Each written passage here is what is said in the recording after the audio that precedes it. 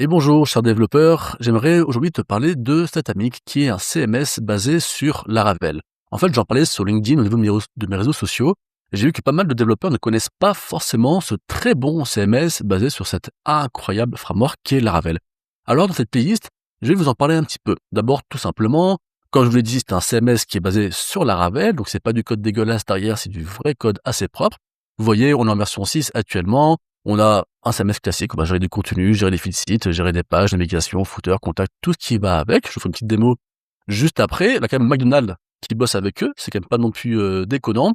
Ce qui est intéressant avec ce framework, il y a pas mal de points qu'on va aller voir tout au long de cette playlist YouTube, c'est qu'évidemment, tu peux tout customiser. Le nom des champs, les champs, il y a plein de champs à utiliser. Vous voyez, il y a plus de 40 field types. Donc, par exemple, un texte ARA, de toute façon, c'est les classiques, mais un répétiteur, un template, plein de différents champs qui fait que tu vas construire ta page selon ce nombre de champs. Je vais aller un petit peu vite là-dessus. Il y a du live preview, vous allez voir, c'est plutôt stylé. On peut aussi faire du multisite, bien sûr, pour, par exemple, français, anglais, espagnol, ou alors des sous-domaines pour tel ou tel partenaire que vous avez en interne. C'est plutôt propre, vous allez voir, encore une fois, avec tout ça. Ce qui est aussi intéressant, c'est que soit vous avez une base de données avec ce qu'on appelle des fat files, vous avez des fichiers, des .nd, vous allez voir ça, ou alors, carrément, avec de la base de données. Vous faites comme vous voulez. Moi, souvent, pour mes sites web, en fait, j'ai pas besoin d'une base de données. Je vais plutôt utiliser le Flatfile. Mais des fois, pour des grosses applications, alors j'ai besoin d'une base de données. On en parlera, encore une fois, à l'occasion. Dans tous les cas, vous voyez que cette technique est faite comme ça. Il y a forcément plein d'add-ons qui sont faits par la communauté. Il y a aussi des starter kits pour aider un petit peu au niveau de tout ça. Je vous le redis, c'est basé sur Laravel, donc c'est pas un code bizarre, c'est vraiment un vrai Laravel. Cette technique s'installe comme un package composer. Donc là aussi, c'est assez intéressant. Pour ceux qui en ont besoin, il y a des vrais pros aussi Statamic qui se proposent aussi sur le réseau. Ou si vous êtes un pro Statamic, Statamic propose aussi de vous mettre en avant pour trouver du taf à ce niveau-là. La doc est géniale, vous allez voir, et la communauté sur Discord est aussi plutôt chaude. Qu'est-ce qui a été fait Statamic? Plein de sites. Tous mes sites, moi, sont faits avec ce CMS-là, mais vous voyez, il y en a plein aussi ici. Dans tous les cas, je vais vous montrer un petit peu tout ça et vous parler de Statamic. Ce qui est bien, c'est qu'à la fin de cette playlist, j'aimerais vous montrer comment j'ai développé ce site-là. Alors, c'est tout bête. En fait, je suis développeur et formateur sur Udemy. Vous voyez, j'ai différents cours. Et là, par exemple, je vais sortir un nouveau cours sur Laravel. Il n'y est pas encore sur mon site web. Je vais aussi vous montrer maintenant comment je vais faire pour un petit peu utiliser mon CMS. Mais surtout, j'avais besoin de développer un site web qui met en avant mes cours et qui met code promo automatiquement. C'est tout bête, c'est tout simple. Mais je l'ai fait sur Statamic et j'aimerais, à la fin de cette playlist, après avoir fait une petite démo de un petit peu tout et vous présenter un peu le CMS, j'aimerais vous faire justement simplement une vidéo où je vous montre le code, comment j'ai développé ce site-là, qui est pas très joli, on est d'accord, mais c'est pas le plus important, je suis pas designer, et on va un petit peu l'améliorer aussi ensemble. Alors vous voyez, j'ai forcément ici un dashboard. Ça c'est mon dashboard Statamic, je suis en version 5, il faut que je mette à jour sur la version 6. Je suis pas en mode pro parce que j'ai pas forcément besoin de ça. On en parlera. Il y a un mode gratuit, il y a un mode pro à $250, je crois. Très intéressant. Quand on est un pro, en tout cas, c'est assez pertinent pour différentes choses. Et vous voyez simplement dessus, qu'est-ce que j'ai? Eh bien, j'ai des différentes pages que je vais gérer et différents cours. Donc ici, j'ai créé différents cours. Par exemple, mon dernier cours, c'est maîtriser Laravel. Très bien. J'ai différents champs que je vais gérer ici. Et en fait, vous voyez que tous ces champs-là, je peux les modifier, ce qu'on appelle un blueprint. Un blueprint, c'est là où je vais mettre tous les champs. Donc, mettons que sur ce cours, je reviens sur la page, hop là, c'était pas le bon, c'est celui-ci. Vous voyez, j'ai un titre, j'ai une description, j'ai le prix, j'ai rien aperçu, j'ai une image, j'ai la colonne de gauche, colonne de droite, différentes choses. Mettons, je sais pas, que j'aimerais mettre un gros titre encore là-dessus. Pour ça, j'aurais besoin de créer un champ. Alors, je vais dire, tiens, sur cette partie-là, je vais créer un champ. Là, j'ai plein de champs à disposition, vous voyez. Je vais dire, tiens, par exemple, je vais utiliser le champ texte, que je vais appeler méga gros titre. C'est pas très pertinent, on est d'accord. On a différentes choses. Je vais avoir un nom unique pour ce champ. Là, j'ai pas mal d'options. On va en parler un petit peu. Je peux modifier aussi l'input, si c'est un texte, une date, un email. I donne plein de choses différentes. La valeur par défaut, prepend, append. On a aussi ici des conditions. Dire, tiens, ce champ, je vais l'afficher seulement si tel champ a été saisi ou si tel champ a telle valeur. Et je vais aussi, là, vous allez voir, comme sur Laravel, commencer à donner ici des différentes règles de validation. Il se fait du Laravel, encore une fois, je pense que vous connaissez un petit peu les mots-clés. Une fois que c'est mis en place, je vais pas le faire ici, je fais save, mais dans tous les cas, sur mon cours, je reviens sur mon petit cours, eh bien, j'aurais eu ici le petit fixet qui aurait été rajouté. Après, libre à moi de l'utiliser et dans mon code de l'utiliser pour afficher. Je dis aussi qu'on fait du live preview. C'est des fois assez intéressant quand vous voulez modifier une page en live. Donc, mettons que, vous voyez ici, j'ai fait que tout est administrable. Le titre, il est re ici. Bah, si je vais plutôt mettre coucou. Eh bien, en live, je vais voir ce que va résulter mon changement de contenu sur le site web.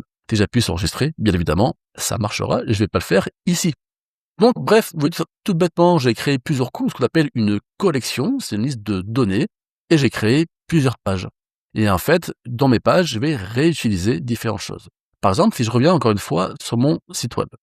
Ici, vous voyez que j'ai bien créé dans le footer mon cours sur Laravel. La page existe bien, mais pour l'instant, elle n'est pas encore réutilisée automatiquement sur ma page d'accueil. Pourquoi? Parce que je ne l'ai pas encore fait. Alors, je vais le faire avec vous, tout simplement. Je vais sur dans mes pages.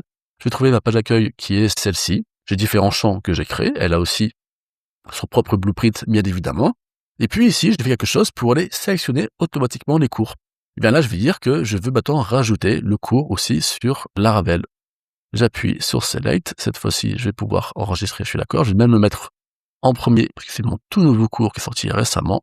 Je fais enregistrer, et si je reviens sur mon site web, tada, Laravel a bien été mis. Bon, c'est classique, mais vous voyez qu'avec ça, en fait, je me suis fait un petit CMS, je me suis fait plutôt un petit site web avec ce CMS Tatamic, et on va un petit peu en parler. Il y a aussi un système de navigation pour forcément gérer différents liens. On verra que il y a forcément une gestion des fichiers ici, une gestion aussi de données générales un peu sur votre application. Il y a tous les blueprints et filtres, on en parlera, ça c'est important. On peut gérer des formulaires. Et puis surtout, il y a plein d'add-ons qui viennent de la communauté. Donc des add-ons qui sont gratuits ou qui sont payants. Par exemple, pour améliorer le SEO, donc comme tout CMS, en gros, la communauté a développé différents modules qui sont assez intéressants. Et alors, pour finir cette première vidéo, je vais vous montrer un petit peu le code. Ici, j'ai un document, ou plutôt un projet, j'ai ce projet-là qui est fait. Vous connaissez, c'est du Laravel. J'ai bien mon app avec mes modèles, mes providers, j'ai bien tout ce qu'il faut, database, migration, seeder, factory. Vraiment, c'est du pur Laravel. Dans la config, j'ai bien mes fichiers config, et tiens, j'ai un dossier Satamic qui s'est installé par-dessus. Où là aussi, j'ai différents fichiers de configuration, mais comme je vous ai dit, Laravel, Satamic est basé sur Laravel. Donc forcément, on retrouve le même système de configuration, d'environnement et tout ce qui va avec. Mais Satamic va aussi venir avec, par exemple, d'autres dossiers comme les blueprints dans ressources. Et là, vous voyez que tout est mis en place. Par exemple, si je vais voir le blueprint de mes cours, justement, eh bien, je vais voir tous les différents champs qu'il y a. Donc, j'ai bien dans les feeds un champ qui s'appelle title, qui est petit texte, un champ outil qui s'appelle de petit texte aussi, etc., etc. Je peux tout modifier ici. Ce qui est intéressant, c'est qu'en fait, là, j'ai préféré utiliser, comme je vous disais, le système de flat file de Statamic. C'est-à-dire que tout mon contenu, ma base de données, elle n'est pas justement sur une base de données MySQL, Postgre, quoi que ce soit, elle est dans des fichiers YAML. Et en fait, ce qui fait que si je modifie en production, il suffit après en terminal, en ligne de commande, de faire un petit git add commit et puis un git push, et bien après, je peux tout récupérer en local. À l'inverse, si je modifie des choses en local et que je veux que ce soit appliqué sur ma production, en local, je commit, je déploie et c'est mis à jour. Ce qui fait que je n'ai pas à avoir deux bases de données différentes, j'en ai une seule. Et donc, quand je veux développer ou travailler sur un projet, je me mets à jour au niveau du git sur la production, je récupère tout en local, et ça y est, d'un coup, j'ai une bonne base de données et j'ai un bon site web avec les bonnes données pour vraiment traiter correctement. Donc après, c'est assez classique, vous allez me dire, c'est des fichiers YAML par-ci, par-là. Et vous voyez, par exemple, si je fais F5 ici, là je suis en local, il n'y a pas ce fameux call Laravel. Parce qu'en fait, je n'ai fait la modification que en production. Alors ce qu'on peut faire, c'est tout simplement aller en production sur mon serveur. On va le faire ensemble juste ici. Tac, hop, hop, hop, hop. Je vous mets ça là, le terminal. Là, je suis sur mon serveur ici. Si je fais git statut, qu'est-ce qu'il me dit? Il me dit que tous ces fichiers-là sont prêts à être modifiés, mais là, je viens de modifier la home. Donc moi, je vais dire, OK, tu rajoutes ce fichier home git add, ouais, très bien. Je refais git statut, c'est à jour. Maintenant, je vais faire mon petit commit. Maj.bdd, git push. OK, il a fait son petit truc là. Je reviens sur mon projet ici. J'ai mon petit GitHub. Je vais faire un petit mise à jour juste ici. Je pull origine. Vous voyez pas forcément, mais hop, je viens de récupérer la base de données. Je fais F5. Et ça y est, j'ai bien en local mon nouveau cours. En fait, vous voyez, tout simplement, j'ai synchronisé mes deux bases de données en local et en production grâce au système de fichiers de Satamic. Et ça aussi, c'est assez intéressant et j'ai hâte de vous en parler.